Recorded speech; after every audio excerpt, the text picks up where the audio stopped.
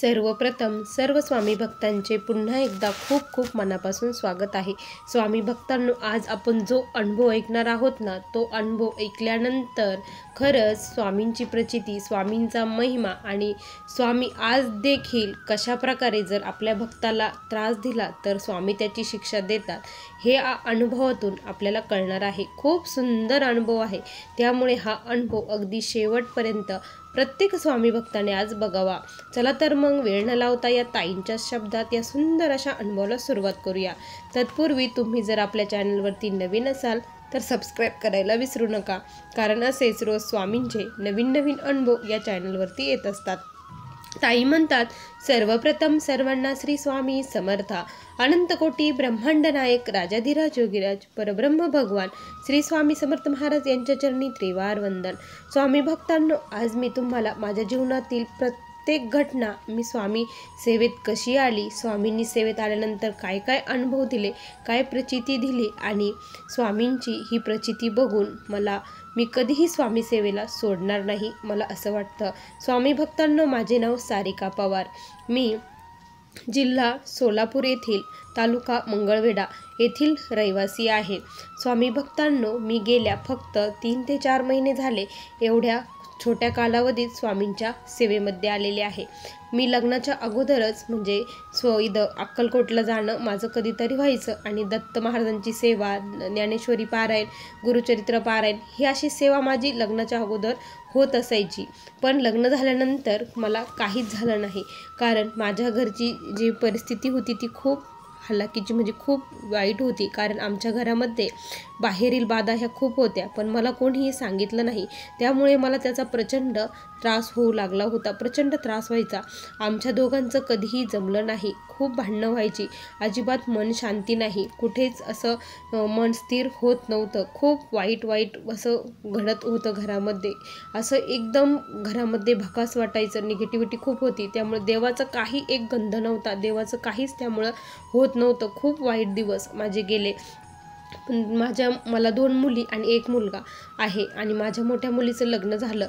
माझ्या मुलीचं लग्न झाल्यानंतर तिला अचानक छातीमध्ये म्हणजे तिला पण खूप भयानक त्रास होऊ लागला छातीत, तिला असा तिचा श्वास रोखायचा इतका भयानक त्रास होत होता।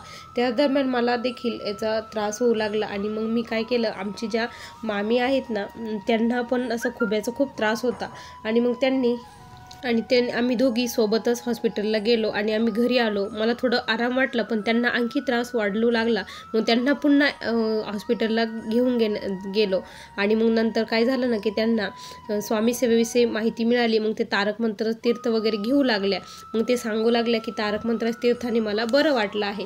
त्यानंतर मग मलाही वाटलं की मला माझ्या मुलीसाठी हे करायला पाहिजे, कारण तिला श्वास घ्यायला हा खूप त्रास होत होता, म्हटलं आपण काहीतरी हे करावं। मग मी पण स्वामींची सेवा सुरू केली, तारक मंत्र माळ वगैरे जपायला सुरुवात केली आणि स्वामींना विनंती केली की स्वामी, तिला जो त्रास होत आहे त्याच्यावरती काहीतरी उपाय करा, काहीतरी मार्ग दाखवा, असं स्वामींना कळकळून मी विनंती केली आणि खरंच स्वामींनी मार्ग दाखवला आणि तिला जी काही बाहेरची बाधा होती ती बाधा झालेली होती आणि मग स्वामींनी त्याच्यावरती मार्ग दाखवून व्यवस्थित तिचं सर्व झालं।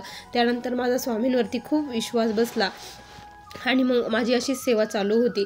आणि काय झालं ना की माझे मिस्टर हे मला अगोदर खूप मारायचे, खूप म्हणजे खूप मारायचे।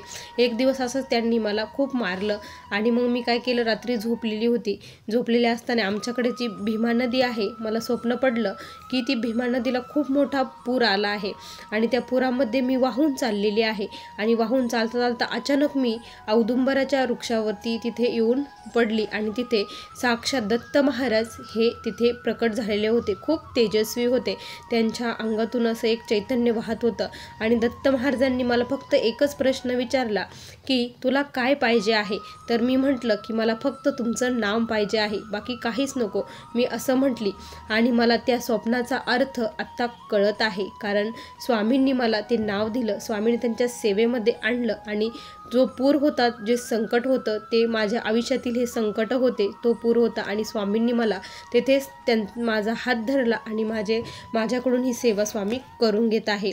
त्यानंतर काय झालं ना की असंच गुरुवार होता, गुरुवारी मी स्वामींची सकाळी पहाटेच पूजा करत होती।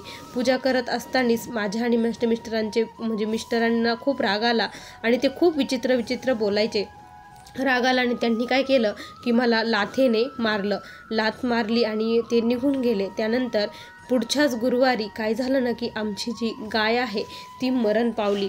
खूप मोठं दुःख, खूप मोठं संकट आमच्यावरती कोसळल्यासारखं झालं आणि ती स्वामींनी माझ्या मिस्टरांना प्रचिती दिली, जर तू लक्ष्मीचा घरातील अपमान केला, आमच्या भक्ताला जर त्रास दिला तर तुझ्या आयुष्यात देखील असंच त्रास घडणार आहे. कारण गाय अचानक ही मरण पावली हे कोणी साधी गोष्ट नव्हती. तेव्हापासून स्वामी भक्तांनो माझ्या मिस्टरांनी मला एक म्हणजे चापटसुद्धा उगारली नाही आणि त्यांच्यामध्ये इतका बदल झाला ना की बस, त्यांना इतकी मोठी प्रचिती त्यावेळेस स्वामींनी दिली. त्यानंतर हळूहळू अशीच आमची सेवा ही आता चालू आहे. माझं जे काही आहे ते स्वामीच आहे, सर्वस्व मी स्वामींनाच मानलं आहे. माझ्या सुखात दुःखात जे काही घडत आहे ते स्वामी कृपेने घडत आहे असं मी मानते. आता मी सकाळी रोज तारक मंत्र, महाराजांची माळ जपणे, स्वामीचरित्र घेण्याची खूप इच्छा आहे, पण स्वामीचरित्र मला मिळत नाही. पण लवकरच ते स्वामी मिळून देतील हे देखील मला माहीत आहे. स्वामी भक्तांनो, आता मी जे काही सांगणार आहे ना ते ऐकून माझ्या अंगाला आत्ता देखील शहारे उभे राहत आहे आणि तुम्हाला देखील शहारे येतील. आत्ता प्रकट दिनाच्या दिवशी सोमवारी काय झालं की मी स्वामींची पूजा वगैरे केली, सर्व व्यवस्थित झालं आणि माझा मुलगा हा खाली झोपलेला होता. ज्यावेळेस माझा मुलगा खाली झोपलेला होता ना त्यावेळेस त्याच्या अंगावरती असं पाठीवरती खूप मोठा साप असा पाठीवरती आला, नंतर डोक्यावरती गेला आणि नंतर पुढे गेला, कुठे गेला काहीच कळलं. मी खूप मोठ्याने ओरडती तर माझा मुलगा हा खूप मोठे म्हणजे हसतोय, त्याला अजिबात भीती वाटत नाही, कुठल्याही प्रकारची त्याच्या मनात भीती नाही असं तो दाखवत होता आणि मला विशेष वाटलं. आणि त्याने देखील तो म्हणजे त्याच्या पाठीवर डोक्यावर साप गेला आणि तो साप पुढे निघून गेला आणि कुठे गेला ते आम्ही खूप शोधलं पण आम्हाला तो सापडला नाही. त्यावेळेस मी त्याला विचारलं, अरे किती भयानक होतं, तुला भीती का बरं वाटली नाही? तो म्हणे, मला आई काही माहीत नाही, मला पण अजिबात भीती वाटली नाही त्या सापाची. मला असं थोडासुद्धा मनात आलं नाही की हो चावेन की काय, मला भीती अजिबात वाटली नाही. तर मग मला खूप हे वाटलं आणि मग मी जे ज्येष्ठ सेवेकरी आहे त्यांना विचारलं तर असं घडलं आहे. तर त्यावेळेस ते म्हटले की अहो ताई, स्वामींनी तुम्हाला दर्शन दिलं, साक्षात्कार दिला की तू भिवू नकोस, मी तुझ्या पाठीशी आहे, तुझ्या बाळांच्या पाठीवरती मी सदैव आहे, माझा वरद असतं तुझ्या लेकराच्या डोक्यावरती कायम राहणार आहे, हे स्वामींनी तुम्हाला दाखवून दिलं म्हणे. असं म्हटल्यानंतर खरंच मी पुन्हा स्वामींपुढे जाऊन नतमस्तक झाली आणि स्वामींची ही लीला, ही प्रचिती बघून खूप धन्य झालं. स्वामी भक्तांनो, खरंच स्वामी सेवेमध्ये खूप ताकद आहे आणि तारक मंत्रामध्ये इतकी ताकद आहे ना की बस, जेव्हा मी तारक मंत्र म्हणते ना, एक एक शब्द जेव्हा मी म्हणते त्यावेळेस माझ्या अंगावरती आपोआप शहारे उभे राहतात आणि नकळतपणे एक नवीनच ऊर्जा मनामध्ये निर्माण होते. मग आज मला माहीत आहे माझे जे काही प्रश्न आहे ते स्वामी कृपेने लवकरच सर्व मार्गी लागणार आहे. स्वामी भक्तांनो, मी खूप मोठी सेवेकरी नाही किंवा खूप दिवस झाले स्वामी सेवेत नाही, फक्त 3-4 महिने झाले. या सेवेच्या काळामध्ये स्वामींनी मला प्रचंड अनुभव दिले. त्रिशूल मला दाखवले दिव्यात, त्यानंतर चंद्रकोरही माझ्या दिव्यात तयार होती. ही खूप मोठी प्रचिती माझ्यासाठी आहे. स्वामी भक्तांनो, असा मला आलेला हा स्वामींचा अनुभव होता. श्री स्वामी समर्थ. बघा स्वामी भक्तांनो, किती सुंदर असा अनुभव या ताईंना स्वामीने दिला आहे. तुम्हाला या ताईंचा अनुभव कसा वाटला नक्की कमेंटमध्ये कळवा. पुन्हा भेटूया अशा सुंदर अनुभवासोबत. तोपर्यंत सर्व स्वामी भक्तांना श्री स्वामी समर्थ. जय जय स्वामी समर्थ. श्री गुरुदेव दत्त.